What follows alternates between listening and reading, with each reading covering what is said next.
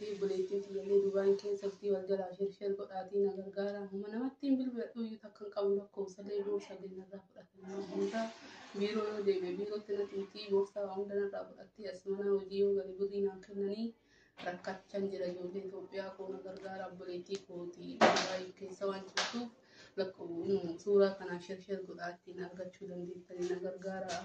Maqaan koo Kumee Baamur Marshaati. Gandi koo dhaloonni koo dhaloota Arsii Nageelleeti. Nageellee Arbaa Goobuu. Gandi koo ganda Muumaa Harraagoo jedhama. Qabaleen koo gosti koo Macanaa jedhama. Akka sanii na gargaara siniin jedha. Assalamu alaikum warahmatullahi wabarakatuh. Akkasitti wallahi warri lakkuma qaasillee isinii himtee jirti. Monopoleetti namatti kiyyaa dalagdee jechuudha. Dhumaan harki kaleessa dhufte jechuudha. Monopoleetti namatti kiyyaa baay'ee tokko hamtuudha. Mintaas namaa kennitu isinii galee sagalee moota irra isinii qaba. Yoo harka fuunee jaallatamuuf kabajamu hordoftoota hawwii Oroomtiitti bakka fayyaa keessanii dhagubaa jirtu jawaatu. Nageenyi keessan balaadha. Galata Waaqayyoon nagaa kutti nagaan kun raafaadha jecha. Rammoo deebii dhufeen jiran isiniin jedha. Kan inni irraa dubbachuu barbaadu har'a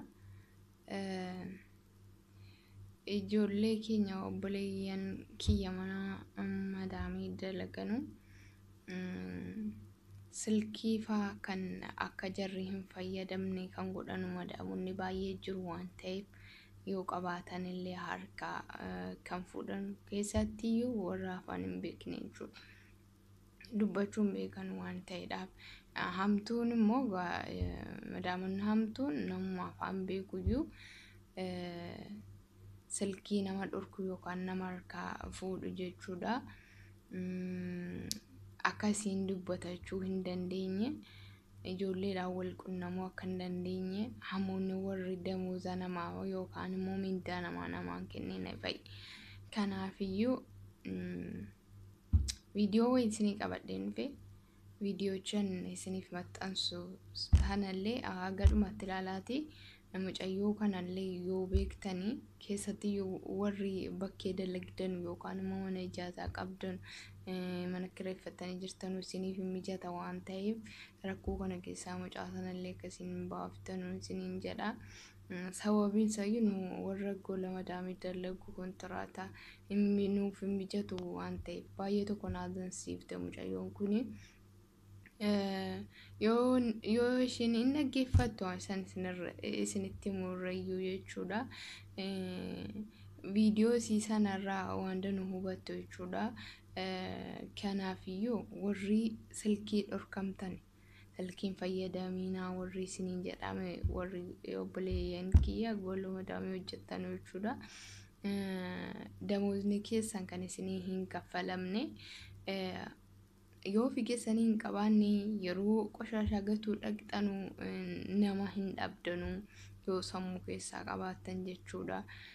Yookaan viidiyoodhuma bakkeedhumatti gochuudhaaf of eeggatanii malee ustanii zimmettanii hin hojjetina mindaan keessan isiniif hin kennamu taanaan. Tole dabalatammoo yoo mana obboleeyyan niititti yookaan immoo namicha mana fira ishee isin fudhattee deemtu hojjettuun achi hin dhabamtu waan ta'eef kadhattanii harkaa fuutanii nama beektanutti dawwalattanii rakkoo akkasii keessan jira yookaan viidiyoon isinii godhame namni sagalee isiniif ta'e rakkoo sana keessaa bahuu dandeessu jechuudha.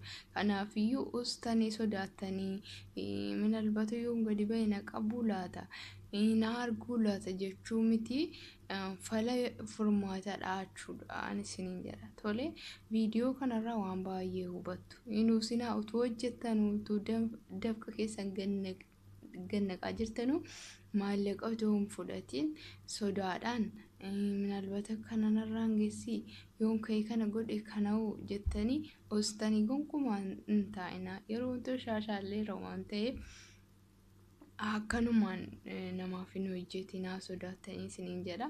Fala dhaadhaa yoo fi silkii hin qabne yeroo qoshaashaa baaftanu namni hin dhabamu. warra afaan beeku yoo ta'e warra afaan hin beekne xiqqoo rakkisaadha malee innaa akkas godhaa malee zimmettanii ustanii teessanii hin hojjetanaa isiniin jedha.